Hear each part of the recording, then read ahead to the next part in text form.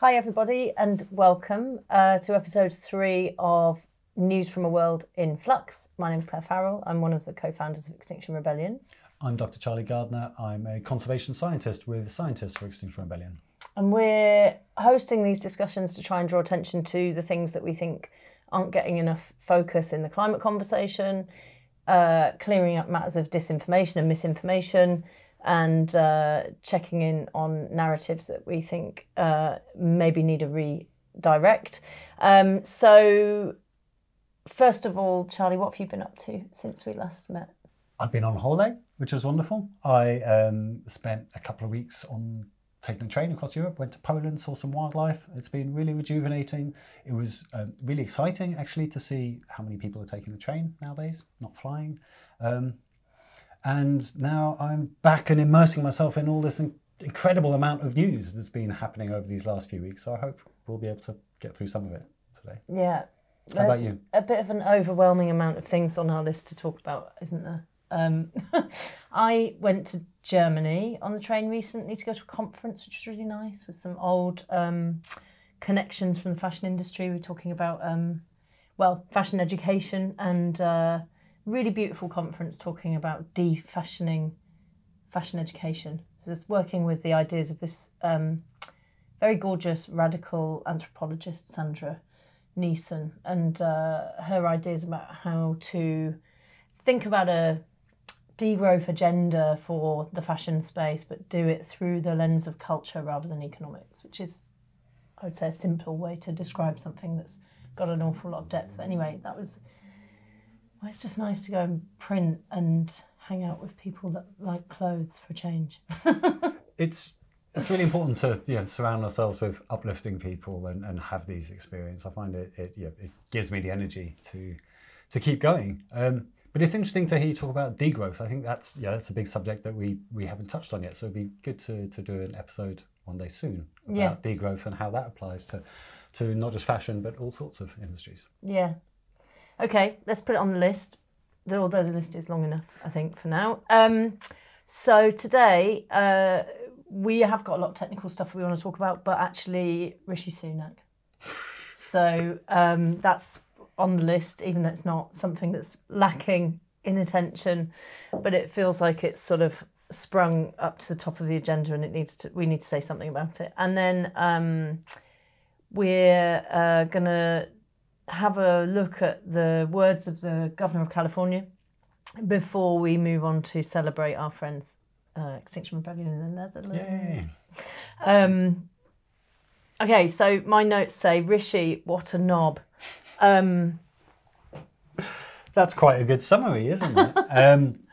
We've been fighting so hard all this time to get governments to put in place policies that will accelerate our transition towards a post-carbon economy. And of course, they've not been doing enough. They've not been doing anything like enough, but they have put in place some policies, some small steps in the right direction. And now what Rishi Sunak's done is he's undoing the small gains we've made.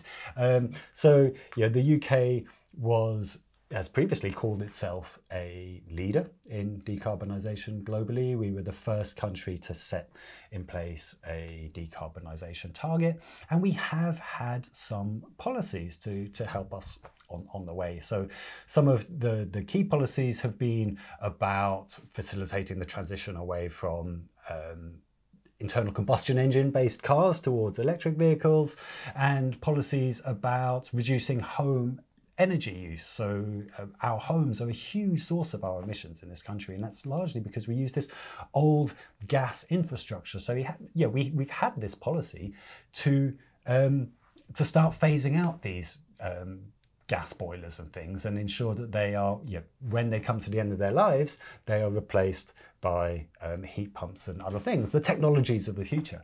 But what he's done is he's pushed back the deadlines that were in place.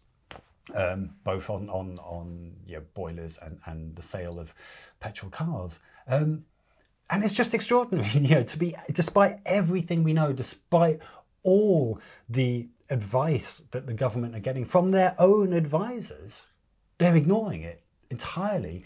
And on boilers, is it not true that whilst Boris Johnson was in charge, he tried to push through a policy on boiler replacement and transitioning away from gas boilers. And I seem to remember at that time the people in the media team in Extinction Rebellion were looking in depth at the work of the Global Warming Policy Foundation and, as they're now known, Net Zero Watch, sort of fake consumer think tank watchdog that says net zero is very bad for your granny, don't do it, it will be dangerous, or it will be bad for poor people that we really care about. And all of this all of these press releases came out, and they went ba ba ba ba, and then the stories started to come through the tabloids and through the Telegraph and the Mail, and then you saw this sort of backtracking in the debate that was happening with ministers, and I can't quite remember the outcome, but it was definitely a weakening of the position on it, where I thought that Boris Johnson had tried to be relatively, forthright about at least the initial proposition of it.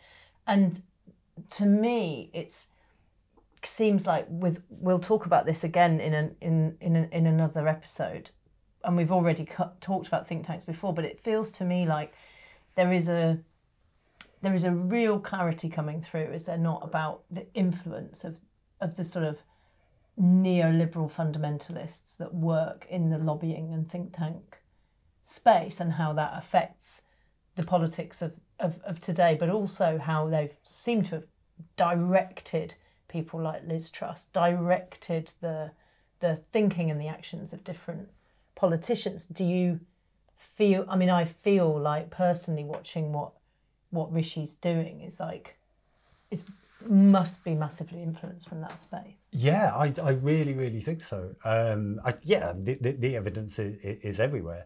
And there's this two-pronged approach, isn't it, from these think tanks? One is the direct influence on government policies, but the other is in sort of trying to shape public opinion through the media. So representatives of these think tanks are always getting invited on TV chat shows and things to set the agenda, really, and they're doing it through the media as well. So as you talked about, there's been this huge increase in think pieces in right-wing media against climate solutions, whatever it be it heat pumps, vehicles.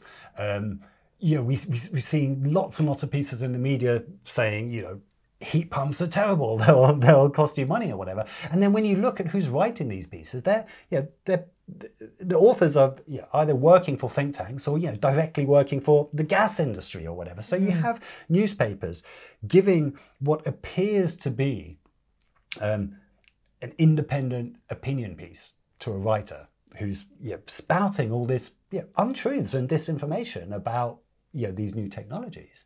And yet those people writing those pieces aren't independent at all. They're directly employed or receive funding from the industries that will lose as we transition to these new ones. So there's the influence is everywhere.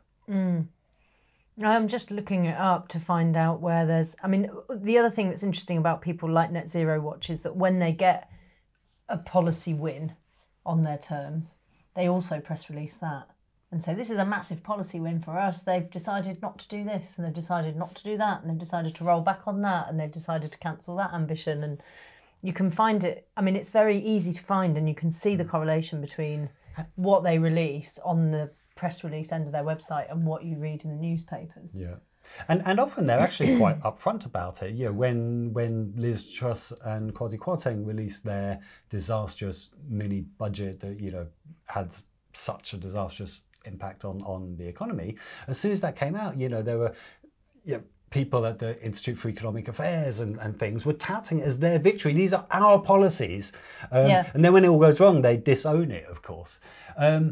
But also with Policy Exchange and their report on Extinction Rebellion that they published a few years ago, and their recommendations for cracking down on the rights to protest.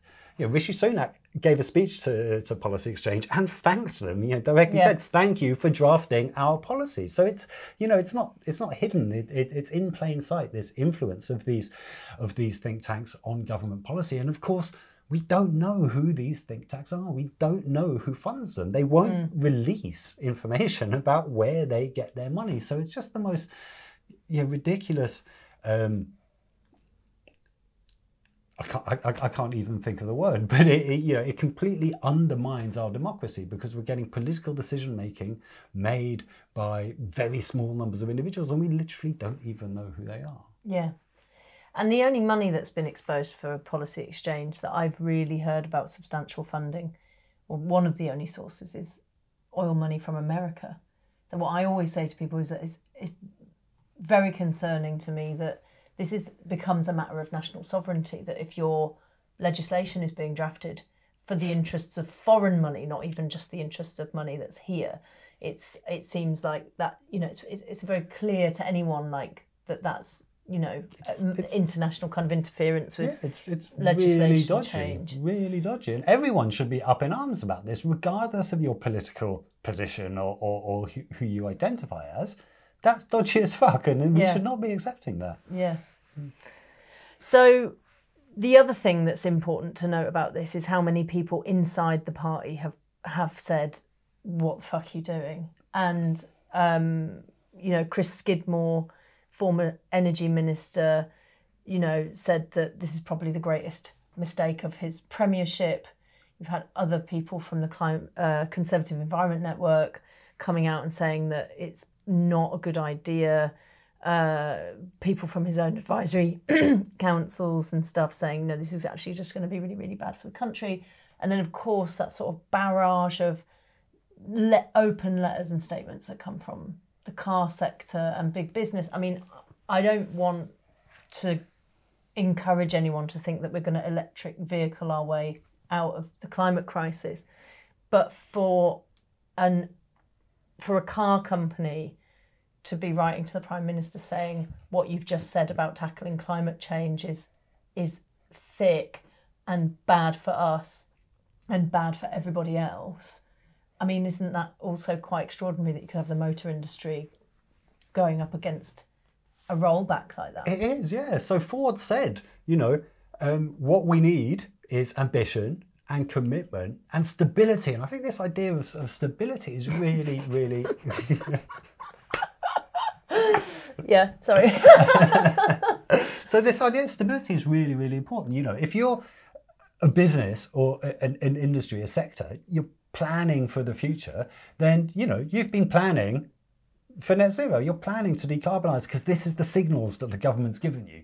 Now, if the government is suddenly saying, actually, don't worry about that, then, they're telling you to go in another direction now. And people need to be able to predict what's coming. If all the society depends on, planning and stuff. And if you can't plan because the government's just flip-flopping, then, really no one wins. And of course, the public see right through it. There was polling just came out, said 22% of the population trust Rishi Sunak on climate issues. So it's not a vote winner either. So it really is difficult. For me, it's really difficult to look beyond the influence of these dark money think tanks in working out why the hell he's done something just so absolutely bonkers and unpopular with everybody. Well, I mean, and I think a lot of the analysis on this seems to be saying, well, it's he's just doing it because of the Uxbridge win. And obviously... Just explain what that was quickly. So when there was a by-election in Uxbridge and the Tories won the seat, and they should really, by all accounts, have lost it because it used to be Boris Johnson's seat, and they didn't have a very big majority that they expected. They sent out, I think, quite a large amount of Conservative activists who went out and did a lot of work to try and shore up votes.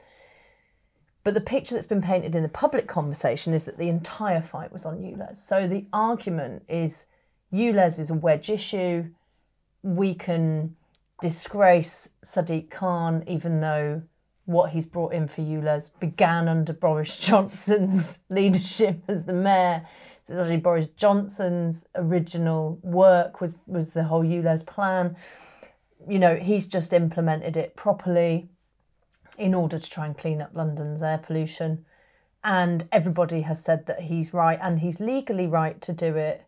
And the Tories have tried desperately to sort of turn it into this sort of great big wedge and say that it's like, I mean, how do the Conservatives ever convince poor people that, you know, they really care about them more than the opposition? But anyway, that's what they've managed to sort of paint the picture of like ULEZ being the wedge that worked.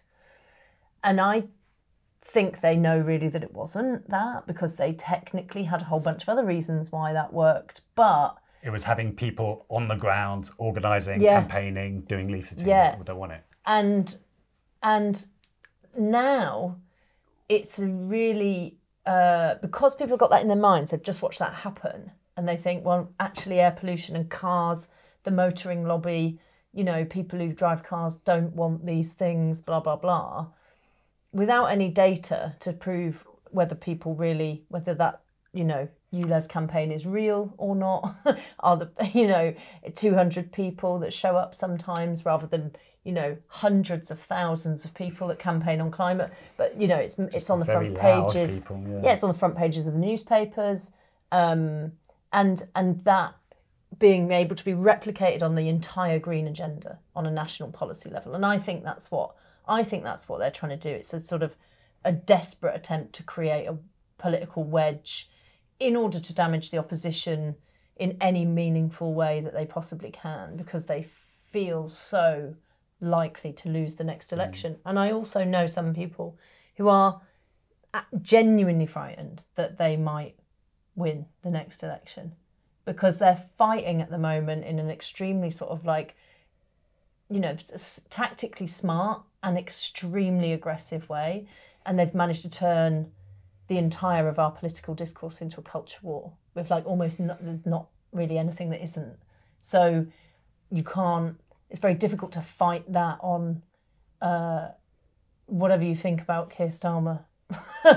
It would be difficult for anyone to fight that on the grounds of like a true debate about real things, because the pitch is just, it doesn't work like that anymore. I think.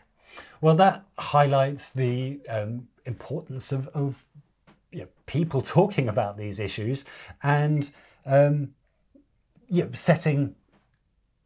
seizing back the agenda, isn't it? Because this agenda is a manufactured one, as you say. It's been created as a wedge issue, but we know that most people, polling is always clear, most people want stronger climate action. So we're in this situation of it's like pluralistic ignorance, what we talked about before with the emperor's new clothes. Most people want climate action. And this alternative idea that we shouldn't be changing everything really, really urgently isn't actually popular. So, but one of the things the think tanks do through trying to set this media agenda and through all the work on social media and stuff is to try and give the impression that these things are more popular than they actually are.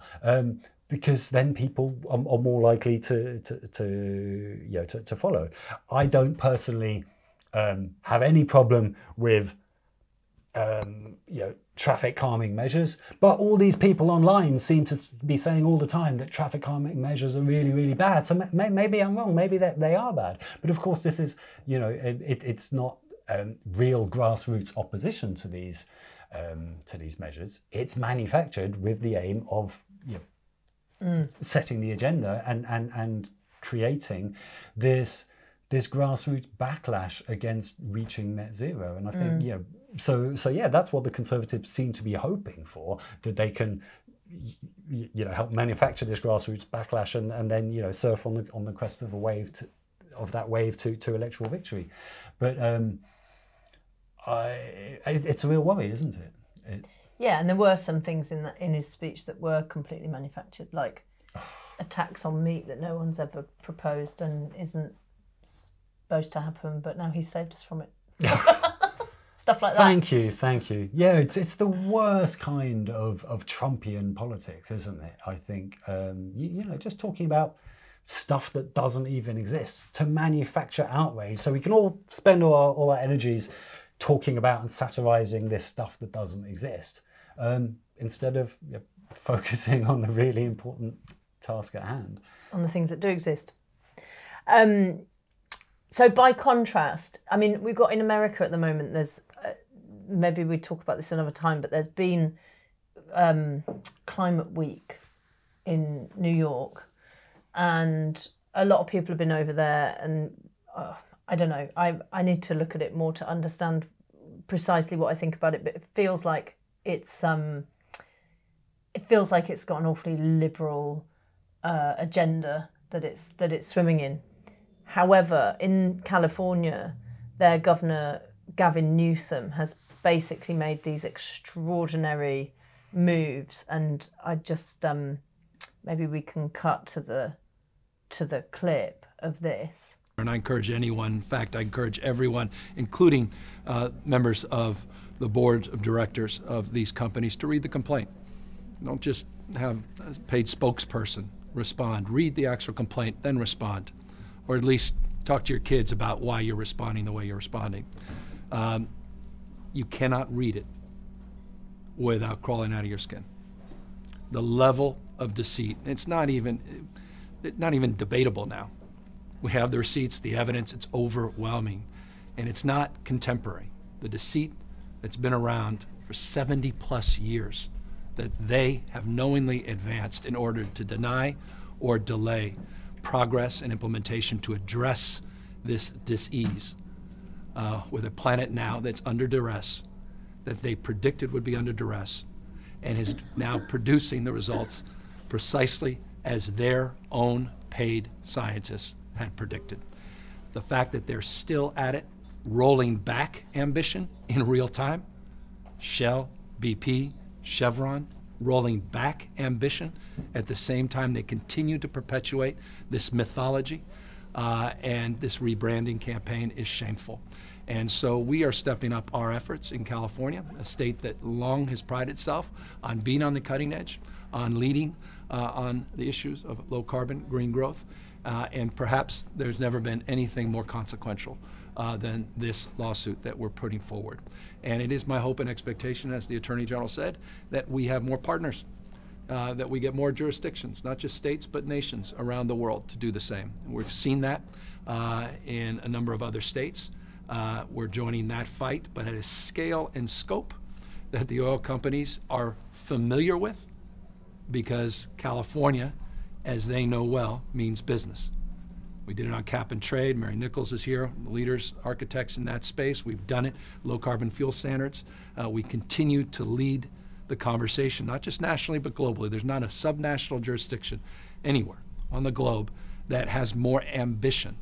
But now it's about the great implementation and application to address the impacts and the effects of this delay and these deceitful tactics. So with that sense of pride but responsibility, we assert ourselves forcefully into this space with the kind of, as I was saying a moment ago, moral authority that I think is required of this effort. We're not late to these conversations. Again, California's led these conversations, and it's not too late to address the impacts. It's just so uplifting to hear such proper political leadership, isn't it? And it's in such stark contrast to what's happening here in the UK, where the Conservative Party essentially seem to be the political arm of the fossil fuel industry. Here, the governor of California is, the state of California is taking 5 fossil fuel companies to court and accusing them of deception. Essentially, the evidence is clear. Historians like Ben Franto and others in the US have compiled, Naomi Oreskes, have compiled all this evidence to show that the fossil fuel companies knew. They knew in the 50s and 60s.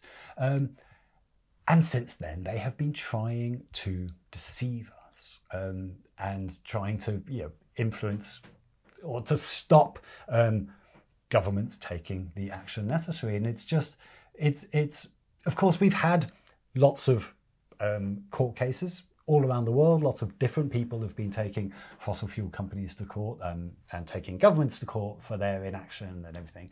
But what's so exciting about this for me is that it's a government that's taking fossil fuel companies to court, not a national government. It's the state of California, but this is proper political leadership, and it's exciting because it shows an alternative path, doesn't it? You don't have to go the way that the UK government is going and the US federal government and governments the other way are going. California, is suffering because of the deception of these companies. People are losing their homes in California. The state is really, really vulnerable. And I don't know how closely linked that is. I don't know if it's all the fires they've had in California that has helped trigger this.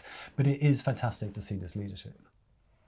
Well, yeah, and I mean, putting it like that, it could be a question to ask, couldn't it? Because the people that I've heard about, like on a personal level, whose houses have burnt down in California, are phenomenally rich.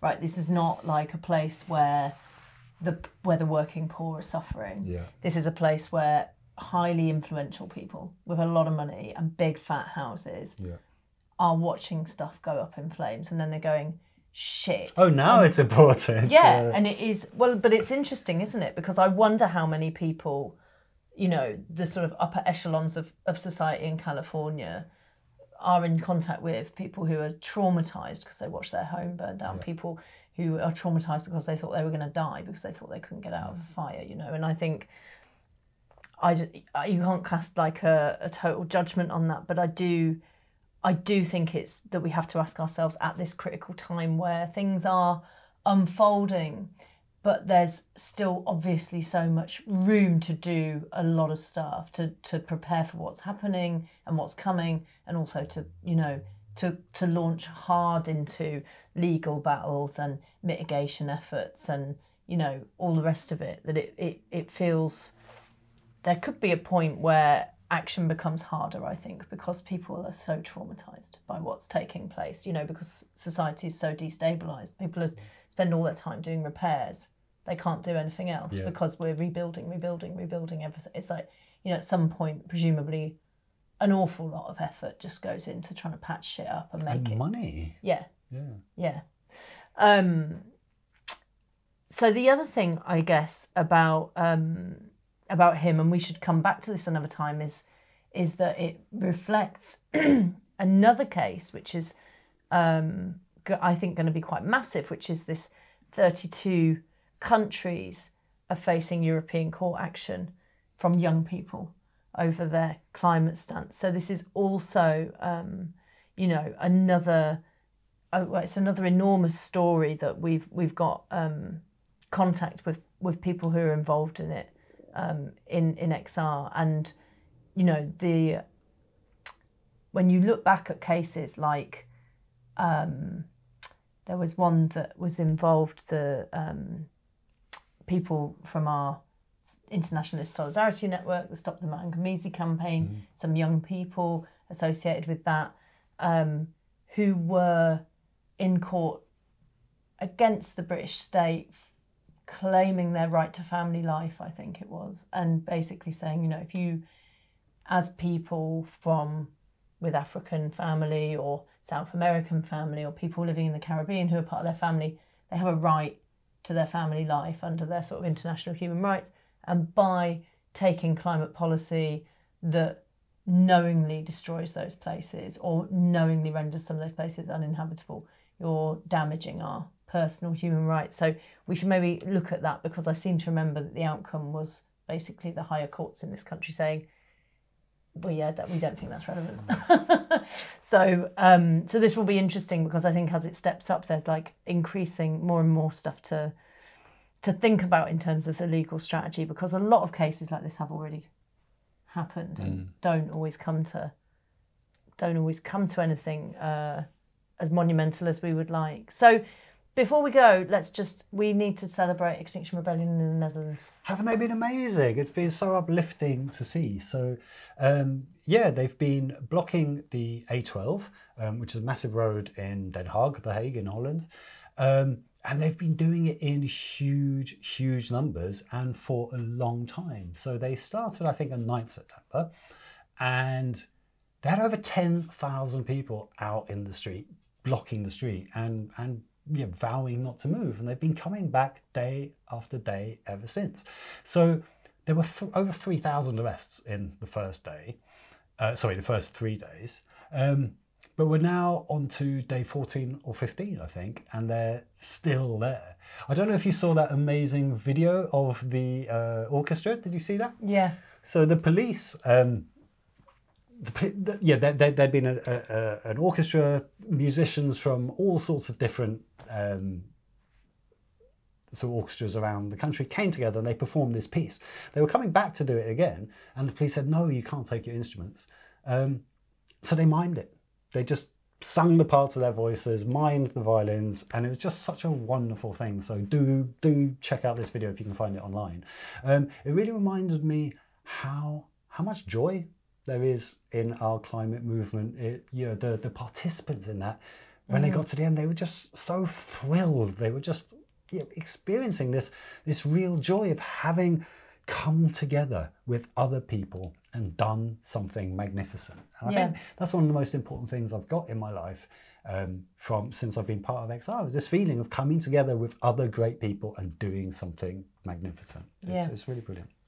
And their whole thing is about ending fossil fuel subsidies, as I understand. That's the big demand of their campaign, which is very similar to what we've come out with as sort of an immediate demand in the UK, saying like we need to get off the fossil economy, or we need to end the fossil fuel era, we need to stop subsidising, stop new licensing. It's all the kind of same no-brainer. Very much the same, like very obvious first step that you'll sort of go, okay, can we just do this first?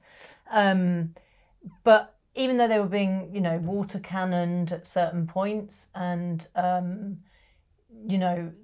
looked to me like in their vast numbers they were able to stay there for a really long time. But then over 3,000 arrests in 3 days is an awful lot of people to get nicked, and that means that the police are under this immense strain. And then tell us about this letter that came from the Dutch police that got circulated. Yeah, I think it's a really amazing illustration of one of the ways in which activism works.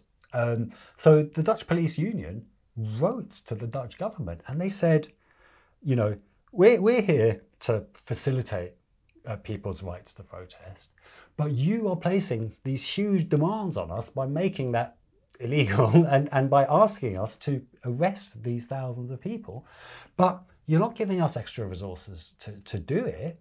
And they basically asked the politicians to come out and speak to the protesters. They said, the protesters have a demand. They want to speak to the government. You're not coming out to speak to them. You're leaving the job to us. And that's fair enough to an extent, because we are a branch of the government. But you're not making our job easy for us. You're not giving us the resources to do this. Will you please at least come out and speak to the protesters so we don't have to just arrest them? And it's fantastic to see this working, because it's one of the sort of theoretical sort of theories of change behind XR's strategy since the beginning, is that if so many people get arrested, it can sort of clog up the functioning of the state, make it harder to govern. Therefore, maybe the easiest thing is just to, decarbonise instead. And here's the Dutch police sort of explicitly sort of vindicating that the way that approach might work. So, personally, I think the most important aspect of mass protest isn't just that it puts direct pressure on the state, but that it sets an example to other people and shows other people that this is important. But But all the same, it's really encouraging to hear from the horse's mouth, as it were, that protest is difficult to deal with. The police do not want it. The police would rather the government was taking action so we didn't have to protest. Well, and it's critically how civil resistance is supposed to work. You go out, you're there again and again and again, you have enormous numbers, and eventually the forces that the state employ to suppress you say, we're not doing it anymore. You can't do this anymore. So I'm just noting this line at the end. Deploying the police to oversee workload within an already overburdened force. Politics can prevent this by opening its doors, listening to concerned citizens and looking for a solution together. I mean that's just common sense. Why can't the police here write letters like that to the government?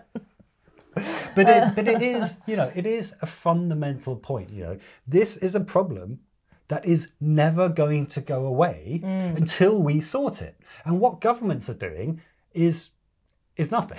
It's just burying their heads, keeping their heads down, and not dealing with the problem. So the problem is just going to grow and grow and grow, and going to be harder and harder and harder to deal with, including for the police, including for the government, including for the public, for everybody. So the police are just taking this very, very sensible position. Can we just start talking about it? Can we just start dealing with the problem, please? Yeah.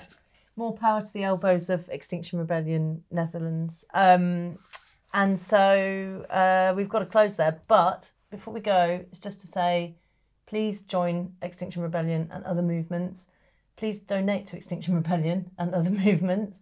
And Charlie, I think you need to invite people on something that you're doing quickly. Yeah. So if you can't join Extinction Rebellion, or don't feel affiliated to any particular movement, there are of course lots and lots of different things we can do in our own lives to try and raise awareness of these issues.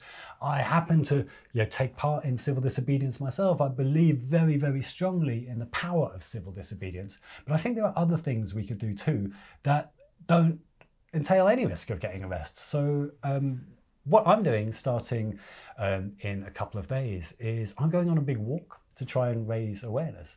So where I live in Norfolk, the coasts are really threatened by sea level rise, and even really big inland areas are threatened by sea level rise. And I just find it incredible, the landscapes that we know and love, they're going to be transformed within decades. Tens of thousands of people live in homes that cannot be defended, and they're going to lose their homes. And yet no one's talking about it. Just no one is talking about this issue in the area. So I thought I'd walk through the whole region that's threatened, and to try and raise awareness. And unfortunately, we're in this crazy situation where tens of thousands of people having their homes threatened, not a news story.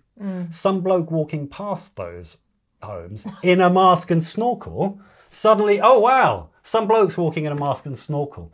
And crazy, but that's how you get attention. So that's what I'm going to do. I'm going to walk 180 miles in a mask and snorkel through threatened places. It's called Walking in Water. Check out the website, and on that website there's lots and lots of tips and resources for how to take action yourself. I'm not doing a sponsorship thing. I don't want your money. Giving 10 quid is really easy. I want you to take action and do things in yourself, in your own life. So check out the website, check out social media, follow me on my walk. It should be fun. That sounds brilliant, and make sure you send us some pictures. We'll talk about it. I will do. And I look forward to chatting about it when we come back. Cool. Cheers.